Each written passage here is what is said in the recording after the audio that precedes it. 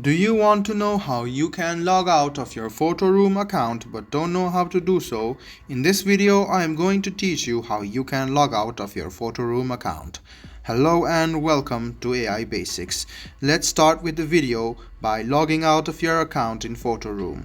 Click on Photoroom and go to your content, which is on the bottom right hand corner of your screen. Now go to Account.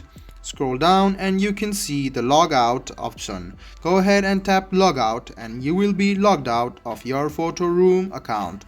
So it's quite simple, guys. All you have to do is open Photoroom and click on your account settings, go to account and click logout.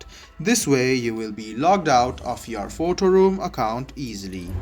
I hope this video about how you can log out of your Photoroom account was helpful for you. If you still have any kind of confusion, please do mention us on the comment section down below. Like the video, subscribe to the channel and do hit the bell button for more. Hope to see you in the next video as well. Until then, goodbye, take care and make sure you enjoy.